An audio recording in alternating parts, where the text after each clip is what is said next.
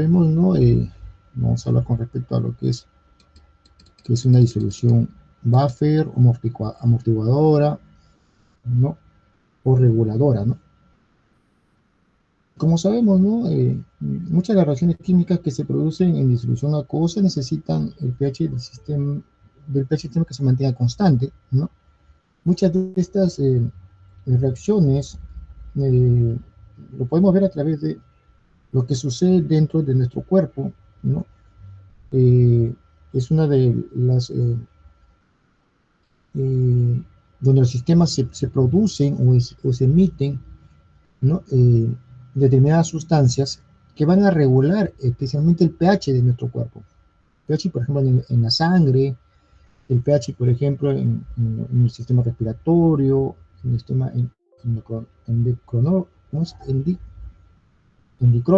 endocrinológico, ¿no?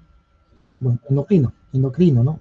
En el sistema endocrino, como también a nivel de lo que es el páncreas, el hígado, donde se producen sustancias que presentan estas características de amortiguar los grandes cambios de pH que puede hacer por acción de un ácido o de una base fuerte que se produce dentro de nuestro organismo. También lo podemos observar dentro de las soluciones o disoluciones que se producen dentro de nuestro sistema digestivo, ¿no? Como ustedes sabrán, se producen muchas soluciones muy ácidas, ¿no? Como jugo gástrico, ¿no? Que si nuestro sistema digestivo no está bien regulado, va a provocar daños muy serios sobre la pared digestiva. Entonces, estos están basados o están regulados por esas soluciones que nosotros denominamos soluciones buffer o reguladoras o amortiguadoras, ¿no? Las soluciones reguladoras buffer son capaces de mantener el pH, ya sea la acidez o basicidad, de toda la disolución cuando se introduce en ella una pequeña cantidad de un ácido o alcalino distinto, ¿no? Esto ya sea por método de adición o mediante cualquier reacción química dentro de la disolución, ¿no? En muchas también en la industria también se emplea bastante para favorecer, ¿no? El mantener el pH, ¿no? De una determinada solución, ¿no? En el caso, por ejemplo, de aquí vemos, por ejemplo, en el caso de la venta de champús que tratan de mantener el pH neutro dentro del uso que se hace el champú, por ejemplo, ¿no? El cuero cabelludo, ¿no? También vemos lo que es en el ensayo de las enzimas, ¿no? De tratar de mantener, ¿no? un pH regulable dentro del cuerpo humano, dentro de las células, ¿no? Entonces vamos a ver de que estas soluciones tratan de mantener o de hacer variar poco el pH, ¿no? Dentro de una disolución. Por lo tanto, las disoluciones tapón son muy útiles en una amplia gama de aplicaciones en las que se necesita un pH relativamente estable, por lo cual tienen múltiples aplicaciones, tanto en la industria como en los laboratorios de química y bioquímica. Estas soluciones contienen como especies predominantes un par, ¿no? de ácido-base conjugado, ¿no? Muchas veces esta base conjugada está representada por una sal del, del, del ácido, ¿no? Entonces, ¿cuál va a promover, ¿no? de que la variación entre ellos sea lo mismo? Por ejemplo, ¿no? Aquí tenemos lo que decíamos, por ejemplo, la sangre contiene soluciones tapón naturales para mantener un pH estable entre 7,35 y 7,45, ¿no? Miren, es un rango de 0,1 punto de variación. Dice por valores mucho más altos, como, como 7,45, y valores muy bajos de 7,35. En lo que es el pH de la sangre puede causar la muerte, ¿no? del individuo que varía esos pH dentro del sistema sanguíneo.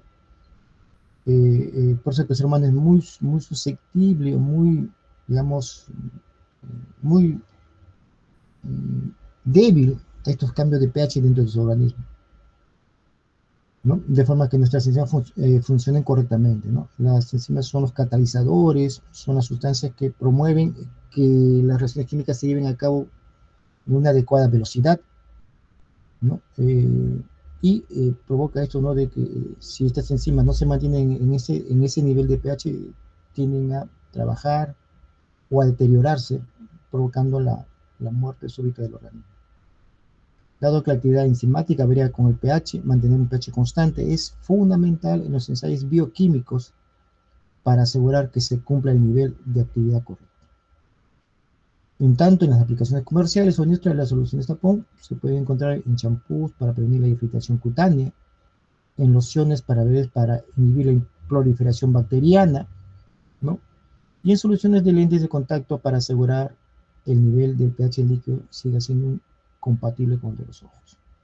Sabemos, ¿no?, de que los lentes de contacto, no sé, muchos de ustedes utilizan lentes de contacto de repente, muchos de estos se mantienen sumergidos en una solución buffer, ¿no? Y que a la vez misma estos son usados, ¿no?, para que mantenga esa adherencia y lubricación cuando el lente de contacto se adhiera al ojo humano, ¿no? Y que no provoque la sequedad, ¿no? Por la transferencia de repente de sales de uno a otro, y que de esa manera también mantenga el pH, ¿no? Porque sabemos de que el ojo humano siempre tiene que estar lubricado, ¿no? Mantener una cierta humedad y ante todo un pH determinado. ¿Qué es una disolución amortiguadora? Hemos hablado de lo que es las bondades, la importancia y la presencia de estas soluciones amortiguadoras. Entonces, ¿qué es una disolución amortiguadora? Veamos. Una disolución amortiguadora, llamada también disolución reguladora, buffer o tampón, ¿no?, es aquella que tiene la capacidad de regular los cambios bruscos de pH, debido a la adición de ácidos o bases fuertes y de resistir los cambios de pH por efecto de disoluciones, ¿no? Como sabemos también de que una determinada disolución puede cambiar su pH porque le podemos adicionar, ¿no?, agua, y su pH tiende a cambiar también, ¿no? Vamos a ver de que de acuerdo a la constante de equilibrio de disoluciones, digamos, débiles, ¿no?, de sustancias de ácidos o bases débiles, estos cuando se diluyen, su pH aumenta, ¿no? Su pH aumenta. Entonces vamos a ver de que, de igual modo que los ácidos fuertes, ¿no?, cuando estos ácidos tienden también a diluirse, su pH también, ¿no?, tiende a aumentar, ¿no? Se puede preparar disolviendo en agua cantidades adecuadas de un ácido débil y una sal de su base conjugada. Eso es por lo general, ¿no?, que siempre se prepara así un buffer, ¿no?, disolviendo, ¿no?, o mezclando un ácido débil con su base conjugada, que puede estar representada por una sal, o también de una base débil y su sal de su ácido conjugado. También se puede obtener una solución reguladora o buffer haciendo reaccionar parcialmente por neutralización un ácido débil con su base fuerte, una base débil con un ácido fuerte, de manera de que en la misma disolución coexistan ambos componentes que reaccionan con los ácidos, ya sea la base u otro que reacciona con la base del ácido conjugado, ¿no? Entonces, muchas veces dentro de la preparación de estos buffers, ¿no?, bueno, hay modos o recomendaciones de hacerlo. Muchas veces el buffer se prepara, ¿no?, en un mismo, digamos, en un mismo disolvente al mismo tiempo, ¿no? Se agrega, por ejemplo, el ácido débil, se agrega en un determinado volumen de agua, ¿no? Y la sal también se disuelve en esa misma disolución del ácido. Y luego se afora hasta la cantidad que uno ha determinado, ¿no?, de acuerdo a los cálculos. Otros no recomiendan preparar por modo separado. Por un lado preparamos el ácido o la base, y por otro lado preparamos las respectivas base o ácido conjugado, que viene representada por una sal. Y luego se mezclan, ¿no? Bueno, son formas, ¿no?, de preparar los ésteres, de acuerdo, de repente, De modo depende de quién lo prepara, ¿no? Las empresas que lo preparan de ese modo, en laboratorio se puede preparar también de los dos modos, como se ha comentado, todos en un mismo volumen o por separado y luego mezclarlos, ¿no? Pero en el caso, por ejemplo, es de que se obtenga el pH deseado, ¿no? El pH deseado de que, por ejemplo, los buffers siempre se manejan al pH que uno desea. Los buffers se preparan ¿para qué? Para que cuando se mezcle con una solución, este buffer provoque en esa mezcla que le estoy agregando para que no sufra impacto, ¿no? Es lo que sucede en, el, en la sangre, por ejemplo. La sangre es un fluido, es una mezcla, ¿no? Que contiene varios componentes. Y dentro de la sangre existe o está disuelto un buffer.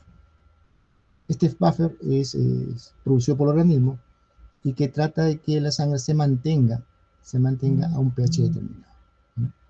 Sabemos que la sangre se distribuye por todo nuestro organismo. Entonces, hay que, la sangre debe mantenerse, ¿no? a un determinado rango de pH, ¿no? Que no debe variar, ¿no?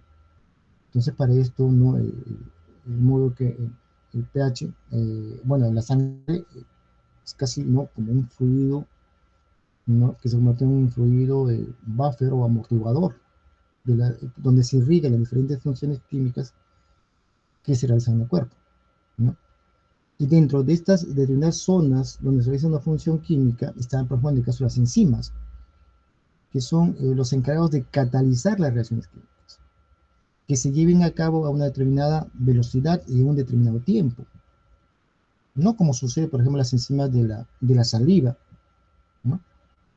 Estas son las que primeramente actúan antes de que los alimentos ingresen, ¿no? al sistema digestivo y sea procesado. Estas son las que previamente atacan a las moléculas grandes que están conformando los alimentos y son las primeras en dar la primera degradación para que no ingresen al aparato digestivo en forma de macromoléculas, sino que las enzimas bucales son las que primero fraccionan, ¿no? ¿no? De un modo de que estas al ingresar al, al sistema digestivo sean fácilmente digeribles, ¿no? Aparte por los ácidos, por los jugos gástricos, ¿no? Y de esa manera en este sistema digestivo sean ya asimilables por las paredes del sistema digestivo y puedan pasar hacia el torrente sanguíneo. Entonces son procesos, ¿no? donde se debe mantener ¿no? ciertas, digamos, sustancias o líquidos corporales en un buen contenido de pH, ¿no? Bueno, una distribución mortal entonces es aquella que es capaz, ¿no? Es aquella que tiene la capacidad de regular los cambios bruscos de pH, ¿no? Los cambios bruscos de pH, ¿no? Eso no significa que va a impedir el cambio de pH, no, sino que lo regula, lo controla. Sí hay un cambio de pH, pero es un cambio de pH de modo pequeño, ¿no? Por ejemplo, si tenemos una solución de buffer que se le agrega un ácido, ¿no? Y este buffer tiene un pH 4, por ejemplo. Y tampoco no quiere decir que le vamos a agregar bastante de ácido, sino pequeñas dosis, ¿no? Porque un ácido fuerte, a pesar que le agreguemos pequeñas dosis, hace variar el pH a cualquier sustancia, ¿no? Por ejemplo, si tenemos agua, que el agua generalmente, digamos el agua doméstica o el agua potable, que tiene regularmente un pH de 7, ¿no? Le agregamos unas gotas de ácido clorhídrico, por ejemplo, 0,1 molar, lo va a hacer cambiar drásticamente su pH, ¿no? Llevándolo hasta un pH 4, por ejemplo, 4,5, 4. Entonces ya le hizo variar prácticamente 3 puntos, 3 unidades de pH. Y si le seguimos agregando más gotas de ácido clorhídrico, vamos a ver que su pH va a seguir bajando. Lo mismo sucede si al agua, por ejemplo, le agregamos unas gotas de una solución de hidróxido de sodio, por ejemplo. Este va a subir gradualmente conforme le vamos agregando más y más gotas, ¿no? Vamos a ver que le agregamos unas 5 gotas a un a un volumen determinado de agua, por ejemplo, unos 100 mililitros, este va a provocar que el pH suba, ¿no? Haciéndose cada vez más básico. Entonces, esos son los rangos que puede sufrir una solución no amortiguadora. Pero en cambio, una solución amortiguadora, si le damos, por ejemplo, unas 5 gotitas de ácido o 3 gotitas de ácido, ¿no? Vamos a ver de que su cambio o su variación de pH va a ser bajo. Vamos a ver que tenemos una solución buffer de 5, ¿no? Y le damos un ácido, ¿no? Este va a variar poco, ¿no? Vamos a ver un rango de 0,2, 0,3 en el rango pH. Y si le damos una base, igual modo, su rango va a subir 0,2 puntos, 0,3, ¿no? Comparado con lo que sucede con el agua, por ejemplo, que se dijo 3 unidades de pH. De 7 subir a 8, disculpen, de subir a 9 y bajar de 7 a 4, ya vemos 2 o 3 unidades. Es mucho, ¿no? Mucho la variación. Entonces, eso es lo que cumple más o menos por eso que no se regulan los cambios bruscos de pH. Sí se manifiesta o se observa un cambio, pero es un cambio pequeño frente a los grandes cambios que pueden sufrir otro tipo de soluciones, como por ejemplo dijimos el agua, ¿no? Entonces son soluciones que no van a permitir controlar o regular los cambios bruscos de pH debido a la adición de ácidos o bases fuertes, ¿no? Como también se hizo la aclaración de que esta adición de ácidos o bases fuertes a una determinada disolución, ¿no? Tampoco es en volúmenes grandes, ¿no?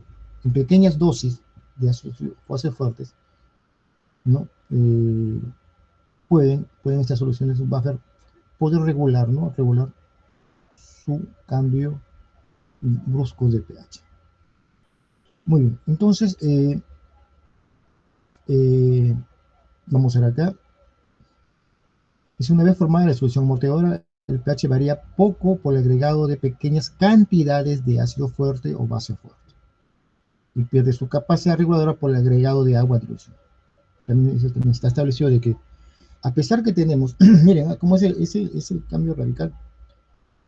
Cuando una disolución regulador o buffer, ¿no? Se le agrega pequeñas dosis de un ácido fuerte o de una base fuerte, este puede regular o mantener su pH. Pero es muy susceptible o pierde su capacidad reguladora cuando se le disuelve o cuando se le diluye, ¿no? ¿No? Entonces, por eso de que las soluciones, las disoluciones buffer, entonces, siempre se maneja un pH determinado, ¿no? Y debe mantenerse para que cuando sea adicionado o pequeñas cantidades de algún ácido en una base fuerte mantenga su regularidad. Aquí tenemos algunos ejemplos de disoluciones amortiguadoras. Aquí, por ejemplo, la denominada buffer de acetatos, ¿no? Donde se ha mezclado para obtener una disolución o mezcla buffer, un ácido con su respectiva base conjugada. Su base conjugada proviene de una sal, ¿no? Por eso que se mezcla un ácido con una sal. Y esa sal contiene la base conjugada, ¿no? De este ácido. Aquí tenemos el ácido acético y se mezcla con su base conjugada, que en este caso es la sal de acetato de sodio. La mezcla determinada, ¿no? De acuerdo a su concentración del tanto el ácido como de la base, ¿no? Van a determinar que este va a tener un pK de 4,7. ¿Cuándo? Cuando la concentración del ácido es 1 molar y la concentración de la base es 1 molar. ¿No? Por lo tanto, su pH va a ser 4,74. De acuerdo a la fórmula de Henderson-Hasselbalch, ¿no? Vamos a ver si estas relaciones son iguales, base conjugada 1 y la base y el ácido es 1, entonces 1 entre 1 es 1, o cualquiera que fuese su concentración. Si acá fuera 2 y acá 2 va a ser 1 si su concentración fuera la misma. Entonces, el logaritmo de 1, ¿cuánto es? Es 0. ¿Por qué nos dice de que el pH es igual a la, a la constante, ¿no? pK? Entonces aquí tenemos que se cumple eso, ¿no? Entonces que pH va a ser igual a su pK, ¿no? Entonces el buffer va a tener una concentración de 2 moles, ¿no? Entonces, pero con este juego que se hace de la relación ácido-base, no base conjugado, mejor dicho, ¿no? Que se da en esta relación de la fórmula, podemos nosotros conseguir buffer de diferente concentración, ¿no? Buffer de diferente concentración. Entonces hay buffer, por ejemplo, en el caso para calibrar pHímetros, por ejemplo. Para calibrar pHímetros se utilizan buffers de diferentes pH. Por ejemplo, para calibrar un pHímetro se utilizan buffers pH 4, pH 7 y pH 10. ¿No? Con esos tres soluciones de buffer se puede calibrar un pHímetro, ¿no? Regulando manualmente el pHímetro, llevándolo a ese pH del buffer. Entonces, ahora, estos buffer, ¿no? Se mantienen, ¿no? Se mantienen, ¿no? Con respecto al tiempo, ¿no? Sin variar su concentración, ¿no? Ya sea por ganancia de humedad, ¿no? O de repente por una contaminación que viene a sufrir posteriormente. Entonces, estos buffers mantienen su pH y son utilizados para calibrar equipos, ¿no? Entonces, aquí tenemos otro, los fosfatos, donde tenemos el fosfato diácido de sodio, el fosfato monoácido de sodio, ¿no? Tiene un pK de 7,20, cuando el ácido tiene una concentración de 0,5 y el fosfato monoácido tiene una concentración de 1.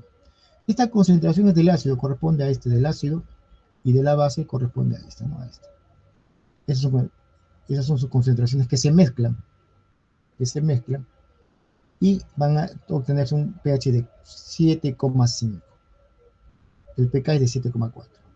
También dentro de la preparación, ¿no? Del buffer, también es una técnica para poder preparar buffer a diferentes pHs, ¿no? Hay una técnica que nos indica que de acuerdo a la concentración tanto del ácido como de la base conjugada, se deben manejar y utilizando eh, la fórmula de Henderson-Hasselbalch, yo puedo encontrar, ¿no? El pH. Por ejemplo, yo puedo encontrar la relación. Por ejemplo, si yo quiero obtener una solución buffer cuyo valor sea, por ejemplo, 7,5, por ejemplo, utilizando este ácido y esta base conjugada, o esta sal, ¿no? Entonces, el pK siempre se dice que debe ser muy próximo al pH, ¿no? Esos son los cálculos teóricos. Entonces, si el pH, entonces busco, ¿no? Que la constante, ¿no? La constante que yo tengo acá, por ejemplo, para ellos es 7,20. Entonces vamos a ver que el pH, yo quiero tener un pH aproximado. Entonces esa es la técnica, que los dos deben ser muy próximos. Entonces hago que el logaritmo, ¿no? Me va a dar una relación acá. Bueno, paso al otro miembro y vamos a tener una pequeña diferencia, ¿no? Una pequeña diferencia. Saco antilogarismo y me da la relación base conjugada así. De ese modo, yo puedo encontrar la relación. Vamos a suponer que los cálculos me dan que la relación base conjugada ácido es 1,5, ¿no? Entonces la relación es de 1,5 a 1. 1,5 de base conjugada y 1 de ácido. Quiero otra relación de la misma razón. Sería 3 es a 2, ¿no? 3 de base conjugada, 2 de ácido, ¿no? Y si quiero menores, ¿no? 0,75 entre 0,5. Y me sigue manteniendo la relación de 1,5, ¿no? Entonces, una de estas formas, ¿no? se les va a solicitar que hagan un cálculo en la práctica, ¿no? Un cálculo en la práctica, ¿no? Uno de ellos, ¿no? Es determinar la concentración de la disolución de ácido cítrico. En este caso, ¿por qué? Porque dentro de la práctica no se le da la concentración del ácido cítrico a ustedes. Entonces ustedes lo tienen que determinar. ¿Por qué? Porque dentro del experimento, ¿no?, se halla la concentración del buffer. O sea, se halla el pH del buffer. O sea, yo conozco de esta fórmula, yo conozco pH, conozco el pK, en este caso del ácido cítrico, conozco la concentración de la base conjugada, que en este caso vamos a ver que es el fosfato disódico, o también denominado fosfato monoácido de sodio. Lo conozco, pero no del ácido acítrico. Entonces, dentro de la práctica, ustedes van a determinar la concentración de la disolución de ácido cítrico. Entonces, ese es uno de los cálculos que ustedes deben hacer en la práctica. Bueno, entonces acá volviendo, ya posiblemente lo vamos a explicar mucho más detalladamente, ¿no? Entonces, esta es la fórmula principal, ¿no? El valor de pK es constante y como se observa en esta ecuación, se requiere un cambio en la proporción base-ácido de 10, bueno, logaritmo de 10 igual a 1, ¿no?, para cambiar el pH en una unidad. Mientras más grandes sean las proporciones de ácido-base o mayor sea la capacidad amortiguadora, ¿no?, se notarán, ¿no?, pequeñas variaciones, ¿no? Se define como capacidad amortiguadora se define como capacidad amortiguadora el número de moles de hidrogeniones o de oxidilos que se requieren para cambiar en una unidad el pH de un litro de solución regular, ¿no? Ese es lo que nosotros denominamos capacidad amortiguadora, ¿no? Es el número de moles de hidrogeniones que se requieren para cambiar una unidad el pH de un litro de solución regular. Vamos a ver de que la concentración de hidrogeniones, ¿no?, van a provocar de que hay pequeñas variaciones del pH, ¿no?, por una cantidad determinada que le damos. Por ejemplo, vamos a ver de que se van a utilizar soluciones de 50 mililitros y le agregamos pequeñas cantidades, ¿no?, de esta disolución, ¿no? Entonces vamos a ver cómo hace variar, ¿no?, cómo hace variar este pH. Vemos acá, bueno, acá nos indica, ¿no?, la preparación de soluciones amortiguadoras consta de varios pasos, ¿no? Primero, el pesaje de los componentes. Luego pasamos a la dilución de cada uno de estos componentes, o sea, de la disolución de ácido y de la disolución de la base conjugada. Ajustar el pH y reposición al volumen final, ¿no? Uno quiere hasta 1 litro, medio litro, y para eso los cambios previos. Dado que la proporción del ácido con respecto a la base en una disolución amortiguadora está ligada directamente con el pH final, ¿no?, con el pH final. Resulta vital para pesar los componentes con elevado grado de exactitud. Eso sí, se recomienda que la medición, ¿no?, o la determinación de las masas de los reactivos debe ser con bastante exactitud, ¿no? También el grado de pureza de estos deben tomarse en cuenta. Y cuando queremos preparar de pequeñas cantidades de buffer, ¿no?, al mezclar estas soluciones, también se debe hacer con la mayor exactitud, ¿no? Más o menos, si yo quiero mezclar, ¿no?, 25 mililitros de una solución ácida, ¿no?, para preparar mi buffer, y con unos 35 mililitros de la base conjugada o la sal, tienen que ser medidos con exactitud, ¿no?, porque pequeñas variaciones de volúmenes o pequeñas variaciones de peso que se pueden incurrir como error van a hacer variar el pH del buffer, ¿no? Vamos a ver, porque ellos dependen, ¿no?, del de la cantidad que se mezclan el ácido o la base con su base o ácido conjugado. Entonces, es muy, para estos tipos de preparado, es muy importante ser lo más exactos posible. Por eso acá que nos dice, por lo tanto, es importante que los equipos empleados, ya sea balanza, pipetas o pHímetro, estén debidamente calibrados y posean la exactitud suficiente, ¿no?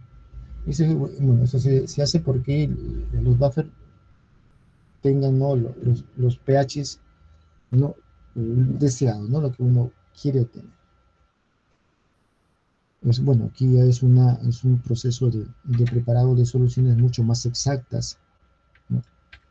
Mucho más, digamos, tener presente los cuidados que debemos tener cuando pesamos, trasvasamos, ¿no? Y también de los equipos, ¿no? Los equipos, por ejemplo, en este caso, los instrumentos que nosotros utilizamos, como la balanza, el pHímetro, que no es otra cosa que es un potenciómetro.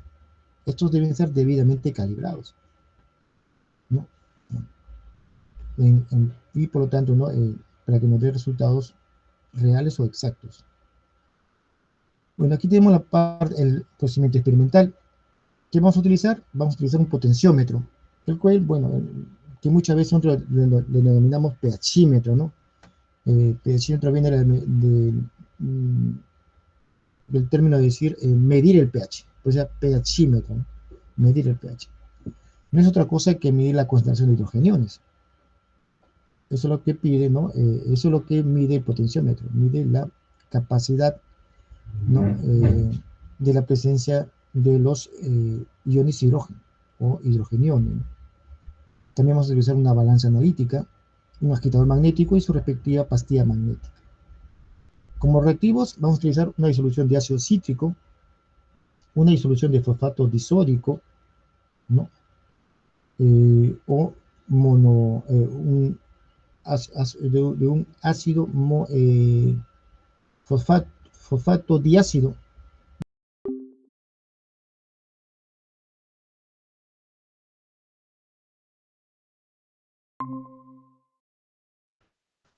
Con materiales de vidrio vamos a utilizar una fiola volumétrica de 250, vaso de precipitación de 100 mililitros, pipetas graduadas de 10 mililitros, bombilla de succión, probetas de 100 mililitros, una bureta de 50 mililitros, varilla de agitación, soporte universal y pizeta destilada.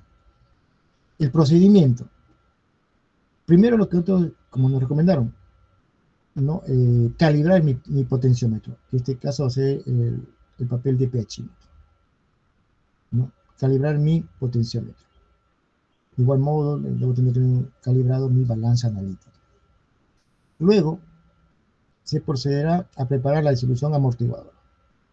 Para esto, se mezcla 54,58 mililitros de una disolución de ácido cítrico con 45,42 mililitros de una disolución 0,2 molar de fosfato disódico en un vaso de precipitación. Aquí, ¿cuánto va a sumar? 54,58 más 45,42 suma, ¿no?, un volumen final de 100 mililitros. Muy bien. Luego de esto, yo voy a seleccionar 6 vasos de precipitación, los cuales están limpios y secos. Y los voy a etiquetar, ¿no?, desde el 1 hasta el 6, ¿no? Y lo vamos a dividir por parejas, ¿no? Los vasos 1 y 2, una pareja. Los vasos 3 y 4, otra pareja. Y los vasos 5 y 6, otra pareja. En cada pareja va a ir la misma disolución. Por ejemplo, en la pareja 1 y 2, vamos a depositar 50 mililitros de agua potable en cada uno de ellos. 50 mililitros. En la pareja de vasos 3 y 4, vamos a depositar 50 mililitros de la disolución amortiguadora, ¿no?, o buffer. En los vasos 5 y 6 vamos a depositar 50 mililitros de orina, ¿no? Luego procederemos con el primer par de vasos, el 1 y el 2. ¿Qué vamos a hacer con ellos? Primeramente vamos a medir su pH inicial. su pH. ¿Cuál va a ser su pH inicial? Medimos su pH del 1 y del 2. Luego vamos a vamos a agregar al vaso número 1, le vamos a agregar 1 mililitro de la disolución del ácido clorhídrico, 0,1. Le agregamos 1 mililitro y para mezclarlo y obtener una mezcla homogénea vamos a utilizar un agitador magnético, ¿no? Con su respectiva pastilla. La pastilla la introducimos dentro del vasito y sometemos a agitación, ¿no? Y procedemos a medir el pH del vaso número 1, después de haberlo agregado un mililitro de ácido clorhídrico. Esperamos que se revuelve bien y medimos que el pH esté estable. Ese pH también, como el anterior, lo anotamos, ¿no? Para esto vamos a construir este cuadro, esta tabla de datos. Vaso número 1, su pH inicial, ¿no? Le hemos agregado 1 mililitro, medimos su pH, ese sería el pH 1, el vaso número 1. Luego que hemos medido el pH, ¿no? En este caso el pH 1, le vamos a agregar 1 mililitro más de ácido clorhídrico. Ahí en plena agitación, vemos que este se normalice, ya no varíe, y anotamos ese pH. Sería el pH número 2. Aquí tenemos el pH número 2. Y por último, le agregamos una tercera dosis, o sea, 1 mililitro más de ácido clorhídrico. Y vemos su cambio. Vemos su cambio y vamos a ver el nuevo pH que tiene. Muy bien, y anotamos el pH. Muy bien. Ahí concluimos con el vaso número 1. Luego vamos a utilizar el vaso número 2. El vaso número 2 va a tener un procedimiento muy similar, pero en este caso, en lugar de adicionarle ácido clorhídrico, le vamos a agregar 1 mililitro de una disolución de hidróxido de sodio, 0,1. Le vamos a agregar, ¿ya? Y del mismo modo. Primero obtenemos su pH inicial, ¿no? Y lo anotamos acá. Su pH inicial. Luego de haber obtenido su pH inicial, ya empezamos el procedimiento de agregar el hidróxido de sodio. Primero le agregamos 1 mililitro, dejamos unos segundos que se homogenice y se estabilice la medición del pH, y anotamos o registramos ese pH, ¿no? Que sería mi pH 1 a este vaso 2. Luego le agregamos 1 mililitro más.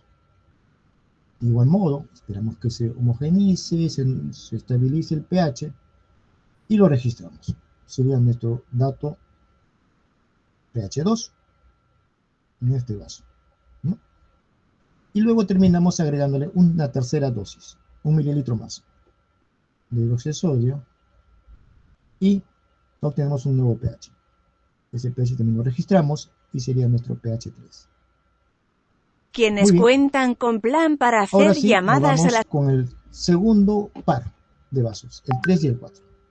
Dijimos que este par de vasos contiene las soluciones, la disolución buffer o amortiguadora, el 3 y el 4, ¿no?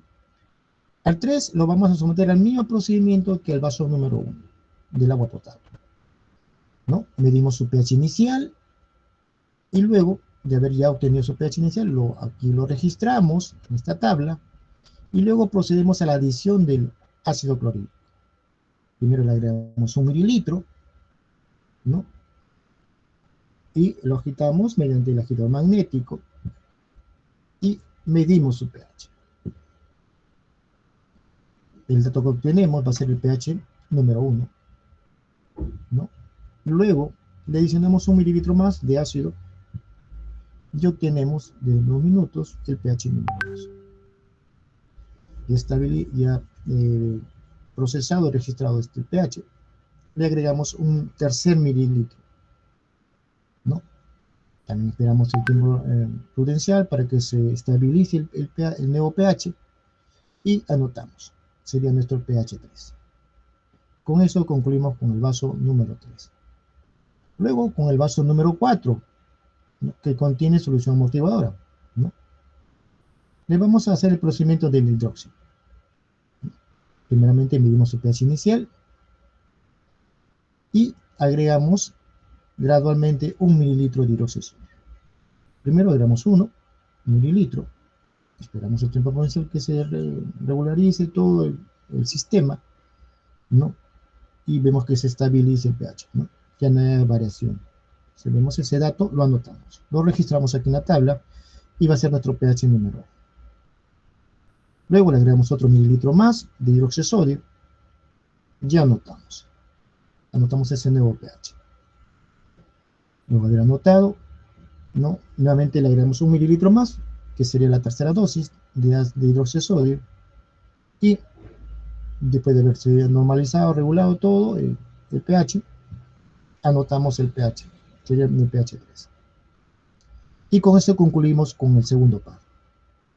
El tercer par, constituido por el vaso número 5 y el vaso número 6, estos vasos contienen la muestra de orina.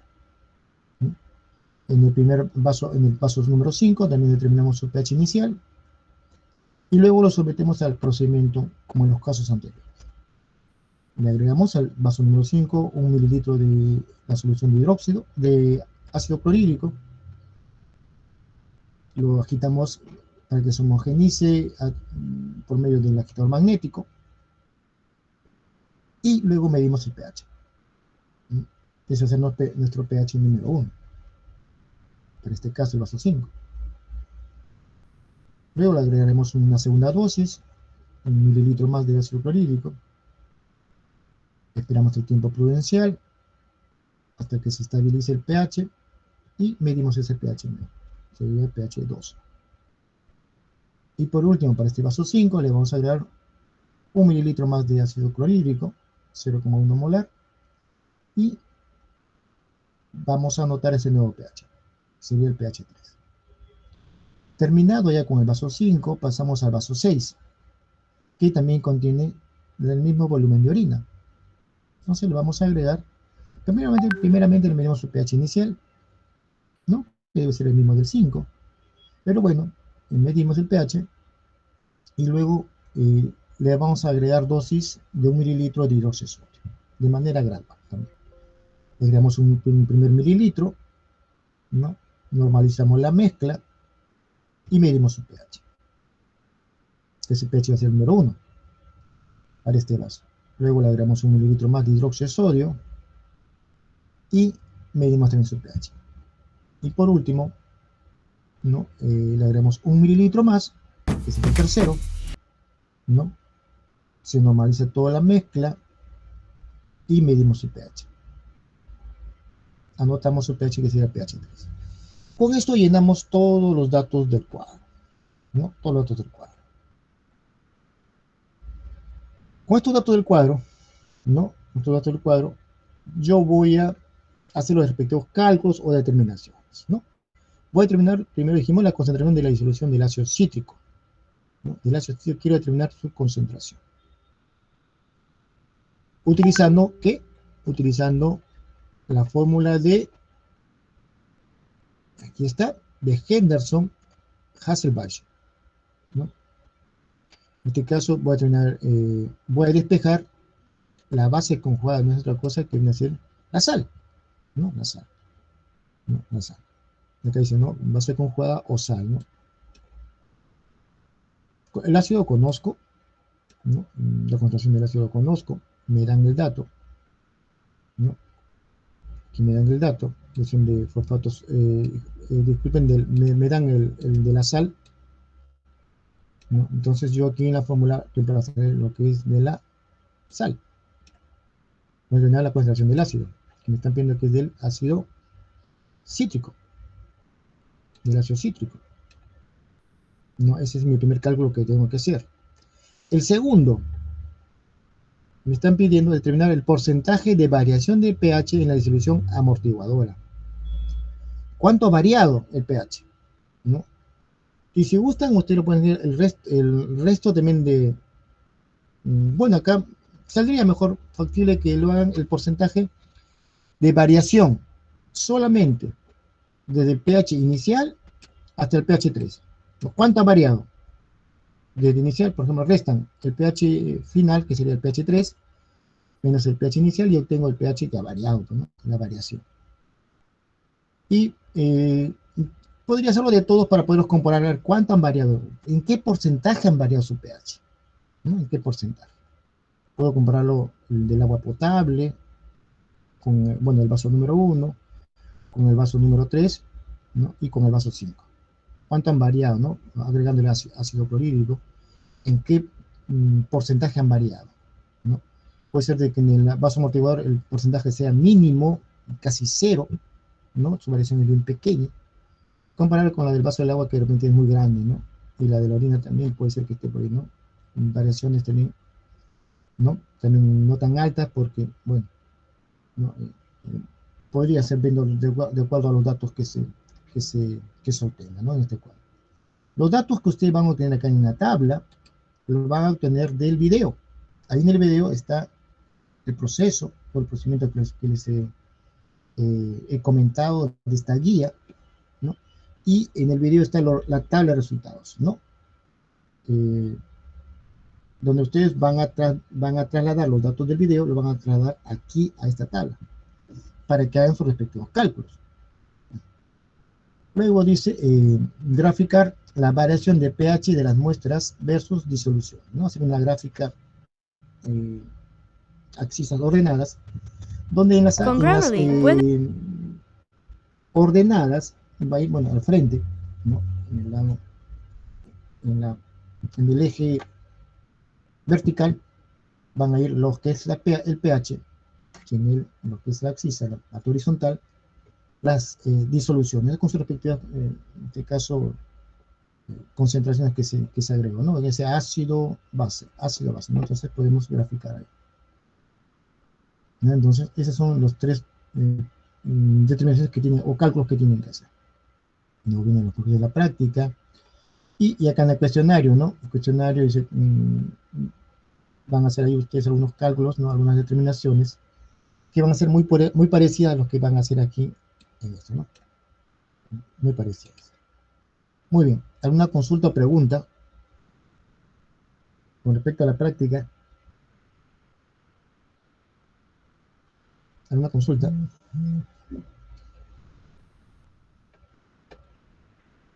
Bueno, entonces, a ver, entonces hagamos un break de unos 10 minutos y luego del break